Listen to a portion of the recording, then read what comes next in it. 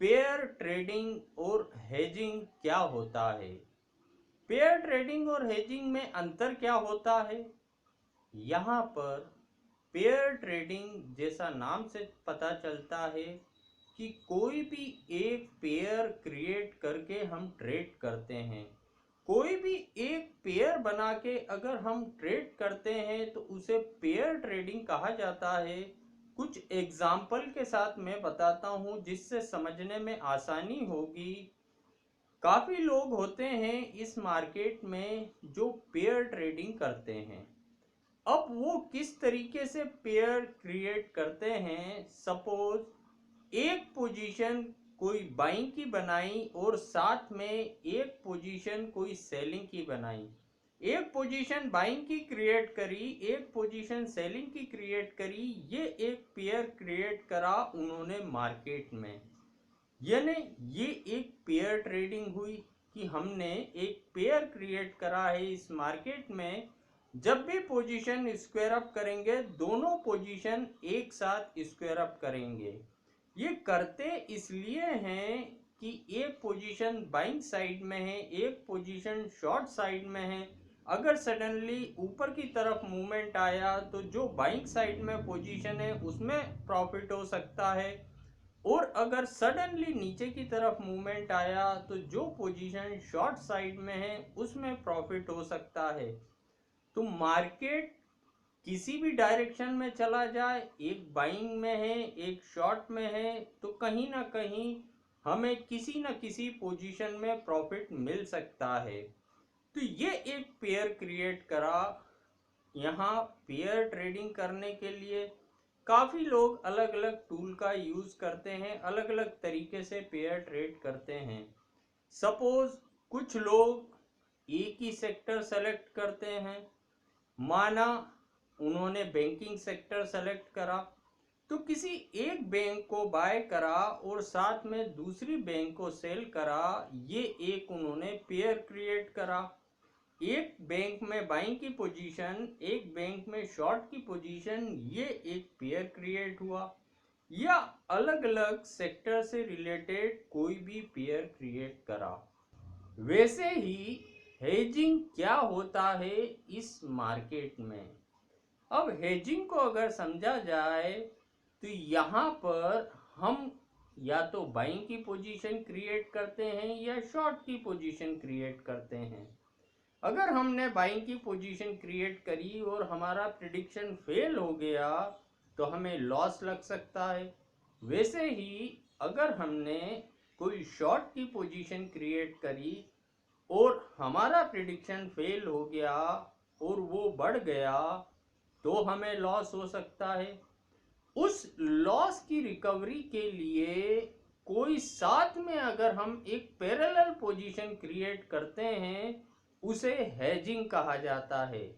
यानी जो भी हमने पोजीशन क्रिएट करी उसके साथ में एक और पैरेलल पोजीशन क्रिएट करी कि अगर हमारा प्रिडिक्शन फेल हो जाता है तो जो पैरेलल पोजीशन क्रिएट है उसमें हमें प्रॉफिट होगा, उसमें हमें प्रॉफिट होगा। ये एक पैरेलल हमने पोजीशन क्रिएट करी है, ये हेजिंग कहलाता है कि हमने हमारे पोजीशन को हैच कर रखा है। प्रिडिक्शन फेल होने की कंडीशन में दूसरी जो पोजीशन है उसमें से हमें पैसा मिलेगा। यहाँ पर हेजिंग करने के काफ़ी अलग अलग तरीके होते हैं, चाहे इक्विटी मार्केट हो, चाहे कमोडिटी हो, चाहे करेंसी मार्केट हो। कुछ लोग ऑप्शन के साथ ऑप्शन के कॉम्बिनेशन बना के हेजिंग करते हैं, कुछ लोग फ्यूचर के साथ ऑप्शन का कॉम्बिनेशन बना के करते हैं, कुछ लोग फ्यूचर के साथ फ्यूचर का कॉम्बिनेशन बना के हेजिंग करते हैं। काफ़ी अलग अलग तरीके होते हैं यहाँ हेजिंग करने के या हेज पोजीशन क्रिएट करने के। हेजिंग उसी तरीके से होता है कि अगर हमारा प्रिडिक्शन फेल हो गया तो हम किसी भी बड़े डैमेज से बच सकें। जैसे हम बाइक चलाते हैं या टू व्हीलर चलाते हैं, हम हेलमेट पहनते हैं, हेलमेट पहन के जाते हैं कि अगर हम गिरे तो हम थोड़े बहुत नुकसान में बच जाएं। ऐसा ना हो कि हम सीधे ऊपर पहुंच जाएं। हमने हेलमेट पहन रखा है, वैसे ही हमने मार्केट में कोई पोजीशन क्रिएट करी, अगर हमारा ट्रेड फेल हो जाता है, प्रिडिक्शन फेल हो जाता है, तो किसी भी बड़े डैमेज से हम बच जाएं। हमारी हेज पोजीशन है तो छोटे मोटे लॉस में हम बाहर निकल जाएं। तो यहाँ पर हेज पोजीशन यानी हमारी पोजीशन को प्रोटेक्ट करने वाली जो दूसरी पोजीशन होती है वो हेज पोजीशन कहलाती है।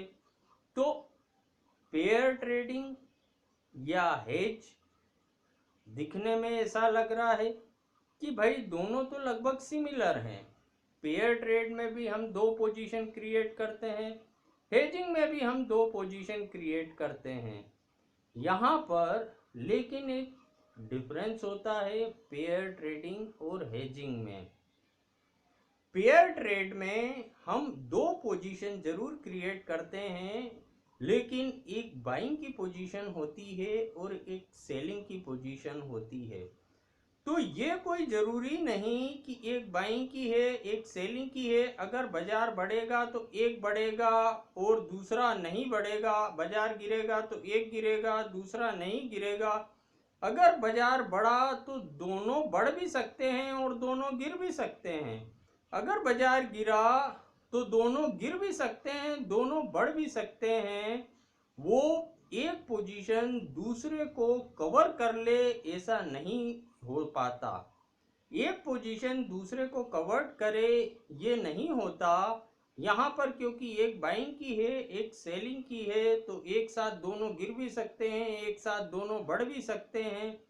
लेकिन हेज पोजीशन में क्या होता है कि अगर हमारा प्रेडिक्शन फेल होगा तो दूसरी जो हमने पोजीशन क्रिएट करी है, हमारा ट्रेड फेल होने हमारी प्रेडिक्शन फेल होने की कंडीशन में दूसरी पोजीशन से हमें कैपिटल प्रॉफिट होगा, दूसरी पोजीशन से हमें प्रॉफिट होगा। अगर वो पहला प्रेडिक्शन फेल होता है जो हमने क्रिएट करा है तो दूसरी पोजीशन में हमें पैसा मिलना शुरू हो जाएगा।